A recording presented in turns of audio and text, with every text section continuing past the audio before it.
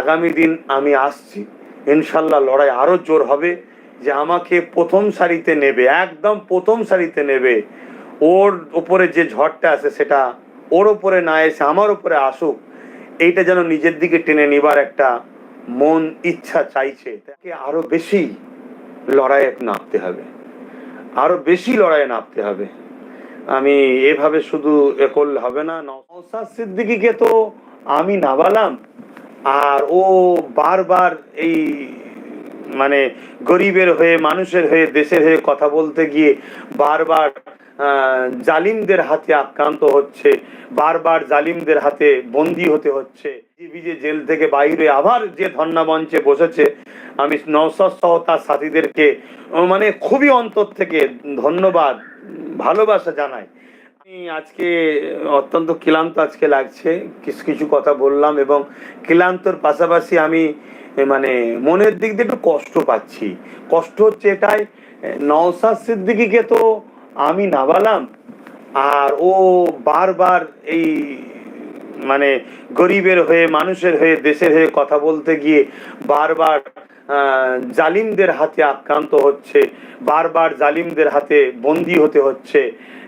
এটা আমাকে বড় কষ্ট দিচ্ছে।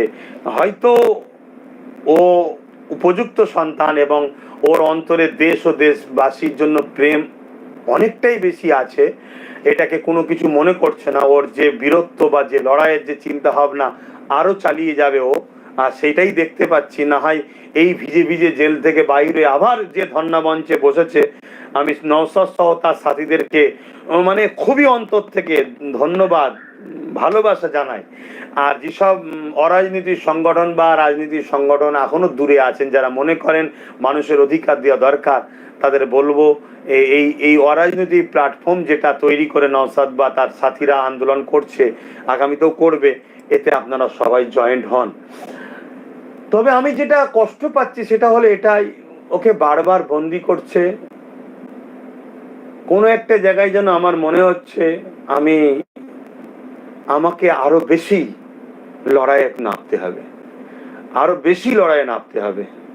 আমি এভাবে শুধু এ করলে হবে না। নওশাদ আমাকে মানে আমার যেন, ও হয়তো আমাকে মানে বড় ভাই হিসাবে, অন্য আরো অনেক কাজ আছে সেগুলো আমাকে করতে হয়, কিন্তু ওর লড়াইটাকে দেখে বারবার ও জেলে যাচ্ছে, আজ যাচ্ছে, বা ওর উপরে যে জুলুম হচ্ছে, এটা দেখে কোনো এক জায়গায় যেন মনে হচ্ছে যে আমাকে প্রথম সারিতে নেবে, একদম প্রথম সারিতে নেবে।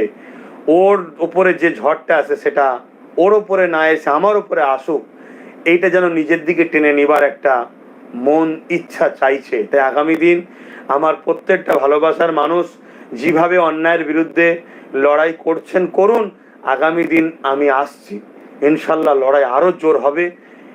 জালিমদের বিরুদ্ধে লড়াই আমাদেরকে করতে হবে। আসছি বলতে যে আমি মাঠে এখন নেই তা নয়, আমি তো লড়াই করছি, কিন্তু আমাদেরকে আরো ব্যাপক, যেটা আমি ভাষাতে আপনাদেরকে বুঝাতে পারছি না ঠিকভাবে, সাক্ষাতে সে কোনো কথা হবে, লড়াইটা কিন্তু আরো ব্যাপকভাবে করতে হবে। লড়াইটা আমাদের কয়েক সাইডে হবে। একটা লড়াই হবে সংবিধানকে বাঁচাবার জন্য, পাশাপাশি মানুষের যে সংবিধানের মৌলিক অধিকার যে মানুষকে দিয়েছে, সেই অধিকারগুলোকে মানুষকে পাইয়ে দিবার জন্য লড়াই করতে হবে। পাশাপাশি এটা আমাদেরকে মনে রাখতে হবে, রাজ ক্ষমতা দখল করতে হবে, রাজ ক্ষমতা দখল করার লড়াই আমাদেরকে করতে হবে, এটা আমাদেরকে মাথায় রাখবেন। যাক, আমি অনেকটা কথা বলে ফেললাম ক্লান্ত ভাবেই। আপনারা সবাই সুস্থ থাকেন, ভালো থাকেন।